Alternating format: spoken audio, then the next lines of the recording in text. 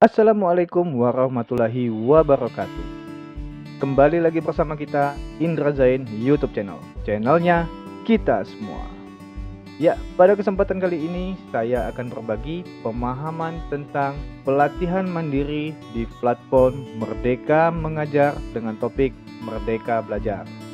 Ya, di mana topik ini akan memuat 5 modul, yaitu mengenali dan memahami diri sebagai pendidik, mendidik dan mengajar, mendampingi murid dengan utuh dan menyeluruh, mendidik dan melatih kecerdasan budi pekerti, dan yang terakhir, pendidikan yang mengantarkan keselamatan dan kebahagiaan. Ya, pada metode pertama, mengenali dan memahami diri sebagai pendidik.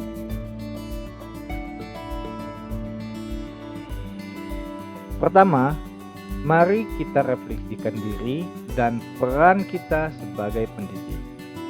Kemudian, proyeksikan diri menjadi guru seperti apakah kita di masa depan. Dalam proses ini, apa yang disampaikan Ki Hajar Dewantara, manusia merdeka yaitu manusia yang hidupnya bersandar pada kekuatan sendiri baik lahir maupun batin, tidak tergantung pada orang lain. Oleh sebab itu, untuk membentuk manusia merdeka, hendaklah kita terlebih dahulu mengenali karakteristik murid dan kebutuhannya. Akan tetapi, sebelum itu kita harus lebih dahulu mengenali dan memahami kekuatan dan kelemahan kita sebagai pendidik, di mana kekuatan kita pakai dan asah selalu, kelemahan kita isi dengan kompetensi-kompetensi baru, belajar mandiri untuk terus mengembangkan potensi diri, sehingga kita dapat menghantarkan murid kita menjadi murid yang merdeka. Seperti saat ini kita belajar di platform Mandiri Mengajar, itu termasuk untuk mengisi kelemahan-kelemahan kita, ya. Sesuai dengan pesan Ki Hajar Dewantara. Pendidikan umumnya berarti daya upaya untuk memajukan bertumbuhnya budi pekerti, kekuatan batin, karakter, pikiran atau intelektual, dan tubuh anak. Selanjutnya, mari kita refleksikan diri kembali. Apa peran saya sebagai guru? Ki Hajar Dewantara mengatakan, anak-anak hidup dan tumbuh sesuai dengan kodratnya sendiri. Pendidik hanya dapat merawat dan menuntun tumbuhnya kodrat itu. Jadi, merujuk apa yang dikatakan Ki Hajar Dewantara, kita guru sebagai penuntun, motivator, fasilitator, sekaligus penggerak ke arah transformasi pendidikan yang berpihak kepada murid. Maka, peran guru sangatlah penting dalam pembentukan karakter dan pengembangan kompetensi murid sesuai dengan kodratnya. Selanjutnya, ingin menjadi guru seperti apa saya ini? Nah, di sini kita sudah pasti mengetahui konsep Ki Hajar Dewantara yang selalu kita pegang teguh, ya, yaitu ing ngarso sung tulodo, ing madya mangunkarso tutwuri handayani. Jadi, guru memiliki peta konsep dan rancang pikir yang jelas tentang gambaran dirinya yang ideal. Maka, ketika kita memahami kekuatan dan kelemahan kita, kita tahu apa yang bisa dioptimalkan dari peran kita sebagai guru bagi murid-murid kita. Inilah hakikat guru yang mampu memerdekakan muridnya. Masuk ke modul kedua, mendidik dan mengajar. Apa sih itu mendidik dan apa sih itu mengajar? Menurut Ki Hajar Dewantara, mendidik yaitu menuntun segala kodrat yang ada pada murid agar mencapai kebahagiaan dan keselamatan sebagai manusia ataupun anggota masyarakat. Nah, di sini kita mendidik murid itu sama dengan kita mendidik masyarakat. Sedangkan pendidik tidak dapat menentukan dan berkehendak akan hidup dan tumbuh murid. Yang bisa pendidik lakukan adalah menuntun tumbuh atau hidupnya dengan mengerahkan segala daya upaya untuk memajukan perkembangan budi pekerti, pikiran, dan jasmani murid agar dapat memperbaiki perilaku. Sedangkan mengajar yaitu proses pendidikan dalam memberi ilmu untuk kecakapan hidup anak secara lahir dan batin. Pengajar merupakan salah satu bagian dari pendidikan. Metode pengajaran di zaman kolonial Belanda yang menggunakan sistem pendidikan perintah dan sanksi tanpa sadar masuk ke dalam cara guru-guru kita mendidik. Mungkin sampai saat ini praktik pengajaran seperti itu masih berlangsung. Contoh, sering terdengar kita kasus kekerasan pada murid secara fisik maupun verbal. Ada murid mendapat hukuman, ada murid mendapatkan sanksi berat karena tidak menyelesaikan tugas. Fokusnya hanya pada orientasi kognitif saja, sehingga perkembangan kecakapan dan sosial emosional murid itu terabaikan. Di modul ketiga, mendampingi murid dengan utuh dan menyeluruh. Di sini ada dua bagian yang harus kita pahami. Yang pertama, kodrat murid, dan yang kedua, asas trikon. Menurut Ki Hajar Dewantara, segala perubahan yang terjadi pada murid dihubungkan dengan kodrat keadaan, baik kodrat alam maupun kodrat zaman. Kodrat alam berkaitan dengan sifat dan bentuk lingkungan di mana mereka berada. Kodrat zaman adalah bagian dasar pendidikan murid yang berhubungan dengan isi dan irama yang bergerak dinamis sesuai dengan perkembangan zaman. Tugas guru hanya memastikan seluruh dimensi kodrat diri anak murid bisa dikenali, bisa digali, dan bisa dikembangkan sehingga dapat memberikan pengalaman-pengalaman belajar yang sesuai di mana murid itu tinggal dan sesuai dengan perkembangan zamannya itu sendiri.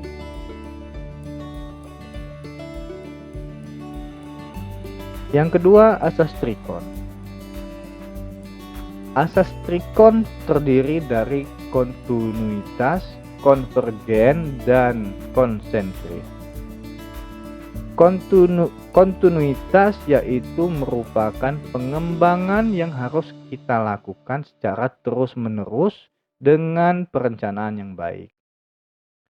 Konvergen merupakan pengembangan yang diambil dari berbagai sumber. Jadi kita sebagai pendidik dan pengajar itu harus memiliki referensi sumber pengetahuan yang banyak, ya.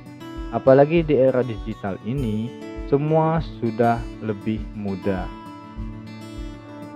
Dan yang terakhir, asas trikon ini adalah konsentris, ya. Konsentris merupakan pengembangan pendidikan yang dilakukan harus tetap berdasarkan kepribadian kita sendiri. Mendidik dan melatih kecerdasan dan budi pekerti. Budi pekerti yaitu budi adalah ranah batin yang meliputi Trisakti, yang di dalamnya terdapat cipta, rasa, dan karsa. Sedangkan pekerti adalah ranah lahir yang mewujudkan tenaga. Menurut Ki Hajar Dewantara, budi pekerti merupakan hasil bersatunya gerak pikir, perasaan, dan kemauan atau kehendak sehingga menimbulkan suatu tenaga. Budi pekerti adalah perpaduan antara cipta atau kognitif dan rasa yaitu afektif sehingga menghasilkan karsa yaitu fisikomotorik. Budi pekerti ini dibagi lagi menjadi dua. Ada bagian biologis dan bagian intelligible. Rasa takut, malu, kecewa, iri, egois, dan segala perasaan manusia termasuk bagian biologis. Dan ini tidak dapat berubah. Sedangkan kecakapan dan keterampilan pikiran, kemampuan menyerap pengetahuan, termasuk ke dalam bagian intelligible yang dapat berubah karena pengaruh dari keadaan, lingkungan, dan pendidikan. Pikiran murid yang tidak bergerak memunculkan rasa asli yang dimilikinya, seperti rasa penakut dan rasa pemalu, sesuai dengan watak biologisnya yang tidak dapat berubah. Melalui pendidikan kecerdasan budi pekerti, murid akan bertumbuh dan berkembang sehingga mampu mengendalikan watak-watak baik yang akan mewujudkan budi pekerti yang baik pula. Bapak Ibu pasti sering melihat sebagian besar anak TK masih merasa malu dan takut saat di awal-awal mereka sekolah. Sehingga bapak ibunya masih harus menemani dia di sekolah. Namun, setelah berjalan beberapa waktu, anak tersebut menjadi pemberani. Rasa takut, rasa malu menjadi tidak tampak atau semakin pudar karena sudah mendapatkan kecerdasan pikiran. Anak mulai pandai menimbang dan memikirkan sesuatu serta dapat memperkuat kemauannya untuk tidak malu dan tidak takut lagi. Nah, teori konsep konvergensi dimaksudkan sebagai transformasi pendidikan yang mengarahkan murid untuk dapat berinteraksi dengan budaya lain tanpa kehilangan jati diri. Ini sebagai misi yang mulia karena mampu melakukan dialog budaya dengan budaya lain tanpa harus menghilangkan budaya pribadi. Semua itu pada tujuan akhir dari seluruh pendidikan, yaitu keselamatan dan kebahagiaan murid hanya dapat dipenuhi dengan memahami peran guru melalui sistem Among sebagai suatu metode pendidikan yang menekankan pada proses pembelajaran yang dikenal dengan ing ngarso sung tulodo, ing madyo mangunkarso, tutwuri handayani. Murid generasi native digital hidup di era kemajuan teknologi yang mengharuskan guru menjadi pendidik yang adaptif, inovatif, reflektif, kolaboratif, dan berpihak pada murid. Sesuai dengan pesan Ki Hajar Dewantara, tuntunlah murid sesuai zamannya. Sekarang, guru tidak lagi menjadi satu-satunya sumber pengetahuan, tetapi guru berperan sebagai fasilitator pembelajaran. Peran guru adalah memfasilitasi dengan baik dan benar bagaimana murid dapat membangun pemahamannya dengan maksimal. Tugas pendidik adalah mengembangkan seluruh potensi yang dimiliki murid, yaitu kecerdasan rasa, karsa, cipta, dan karya, agar murid menjadi manusia seutuhnya.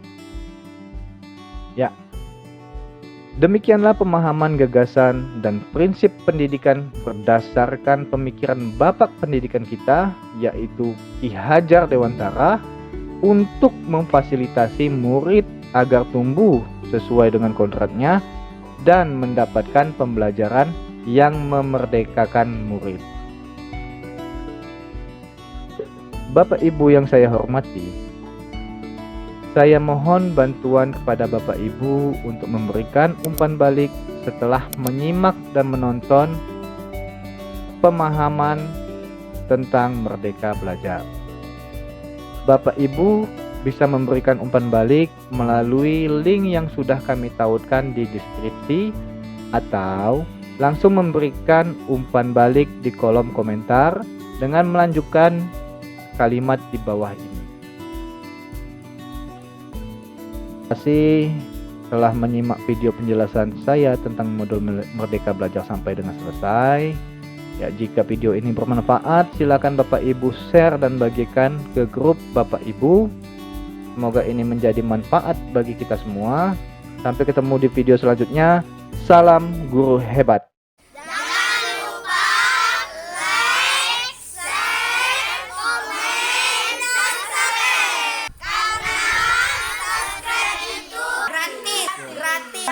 Gratis. Gratis. Gratis. Gratis.